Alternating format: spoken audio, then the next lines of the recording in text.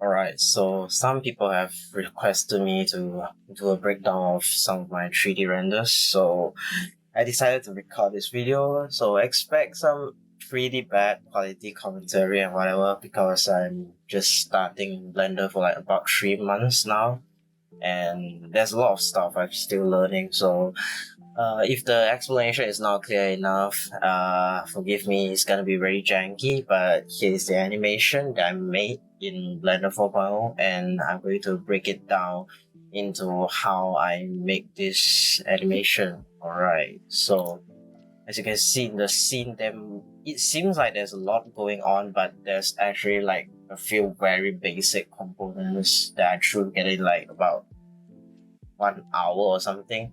So the most important thing is the square arrays that orbit around the main object, which is the icosphere, and this is done using geometry nodes, and it's not that complicated of a node setup. This is adapted from a tutorial by Ducky 3D where he explains about how to do some abstract 3D renders in Eevee, and I adapted it so that it fits the scene that I'm trying to make here. So starting off with just a plane, shift A, add your plane in the scene, that kind of thing. And then I deleted the group, I didn't delete the group input, I actually reuse it in here, but we'll get to that later. So start off by turning the plane into a grid and putting on the vertices so that it divides the grid. And so if I just drag down the number, you can see as the number goes down or up, it affects like the points on the plane, and the more vertices you have, then of course the more geometry is going to have. And then I separate the geometry and use a gradient texture to basically limiting it down into this spherical shape right here where the objects will spawn. And then again use another separate geometry, put in a color ramp that's connected to the gradient texture to empty out the space in the middle. So if you can see, if I drag the black part out, you can see that it's opening up the space in the middle as well, and it clears out all this geometry right here so that it makes space for the main object that is going to be showcased in the render. And then after that, just create instances on points, and then just use a cube that's like right outside here. Use that as the geometry, instance it onto each point on the grid, and then I use some random values here to randomize the scale and the rotation of the cube. So because I wanted to animate the rotation of the cube as well, I have the rotation of the instance itself, this original cube right here, connect to the minimum value of the random rotation, so that you can see when I play the animation, each of the cube is rotating on its own as well as rotating around the main object right here. So, and then with that, I also have a transform geometry. This is the one that drives the orbit around the main object right here, and then I have the rotation drag out into a group input so that I can animate it in the timeline after it. And after that, just set a very basic material. I believe it's just a like almost dark, almost entirely black material, fully metallic, and then have the roughness drop down a little bit. So that's basically the main, like most of the objects in the scene are this geometry node, and it helps fill up the space, like helps makes the render feel a bit lively, I guess. I don't know how to explain it, but it just looks nice to me. And then the second thing, the main subject, these two. So these two are both icosphere, and well, it's really simple to me. It's literally just icosphere with subdivision, not subdivision, I mean levels of 2, I think. So when you add an icosphere in, you see this setting right here, there's 2 subdivision, let's say both of them are the same. And this one is created by using a plugin called Mygen. It is a free plugin, and I applied this destructor effect onto it so that it basically just destroys up the icosphere into like many little pieces and then builds it up over time. And I think it just creates a really cool effect, like with all the pieces slowly building up, appearing, and then finish in the final render. So this one I didn't do much tweak to it, and so it's like almost the default setting for the modifiers from the plugin. And I just apply a basic mission material to it. If I can have the shading here. So this the material is literally just a very neon bright image that I got from Unsplash. Plug that into the emission of the material, turn the strength up, and that's basically it. And the second object is from the same icosphere actually.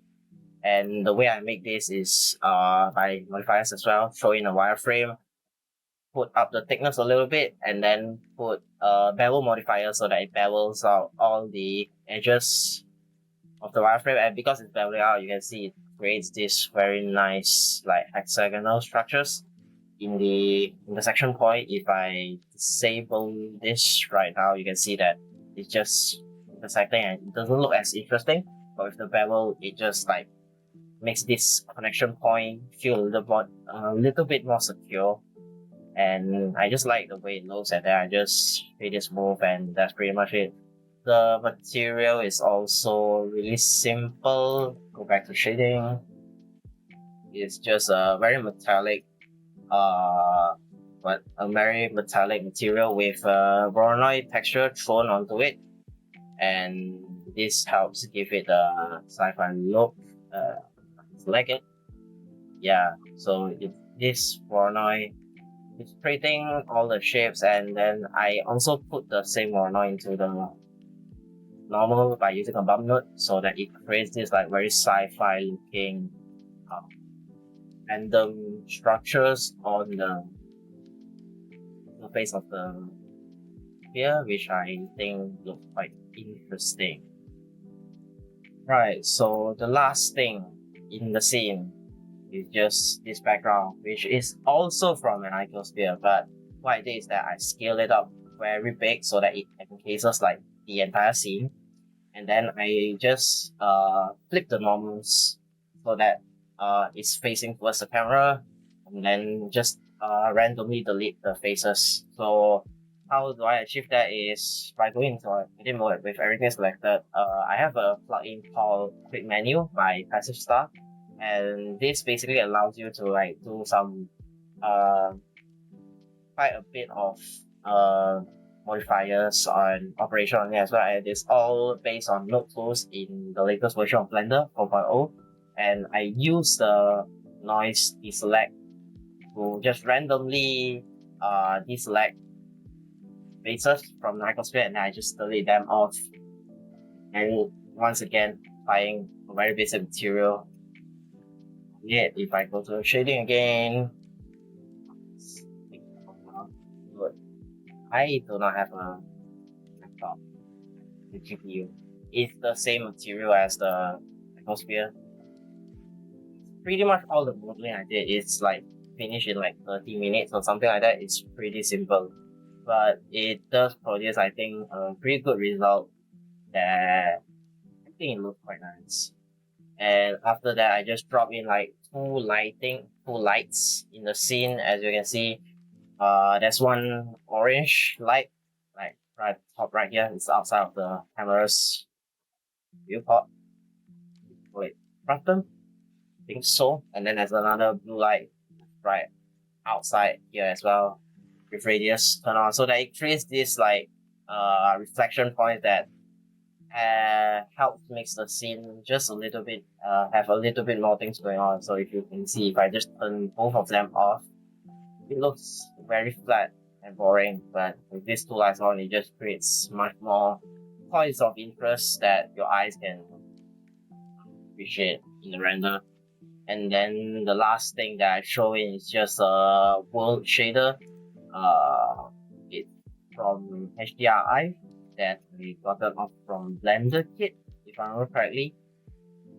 Yeah, it is. So it's just an HDRI, and then the classic, just put on a very dark background, and then using the light path to control the background so that it only shows the color that I want to show, but the lighting is being affected by this HDRI image right here. So that's how I get those colors on the reflective material itself. And then lastly, for animating the whole scene, there's really not much. It may look like there's a lot of movement, but actually they are all like controlled by very simple things. It's just keyframing, rotation, movement, things like that. So if I can just hop into like the each of the object, you can see it's just very basic keyframe, just some rotation. This one is from the geometry nodes, the rotation of the entire plane. And then I also animated the rotation of the instance of the cube so that, all the cubes are also rotating on its own to give it just a little bit more movement and break up the uniformness. And then for the camera movement, I use a plugin called Camera Shakify. It's also a free plugin. And you can see if with the Camera Shakify plugin, it just helps, gives the camera a little bit more movement. Like it has this very gentle shake to it.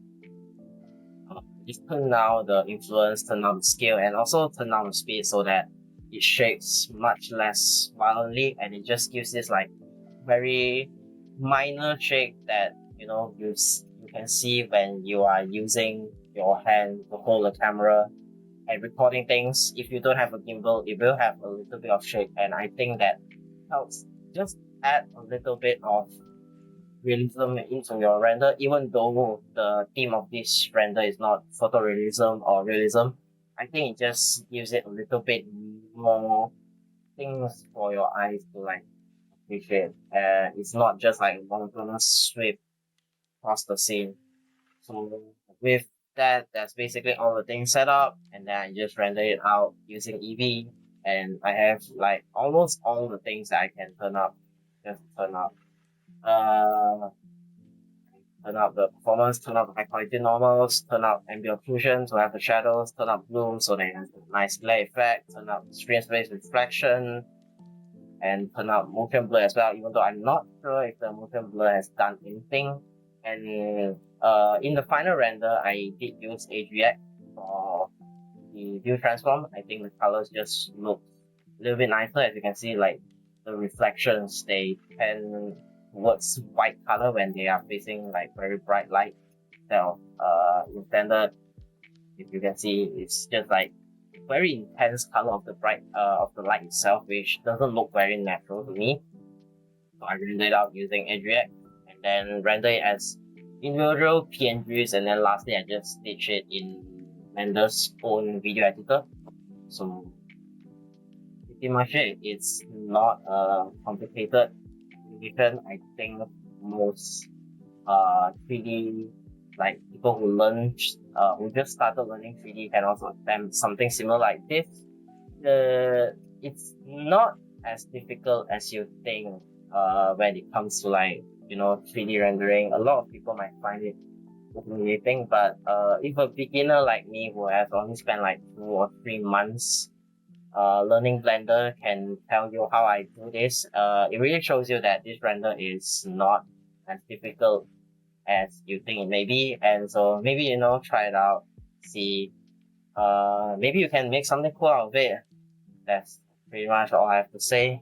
So I apologize if it just sounds like me mumbling, but just want to share. Okay, bye.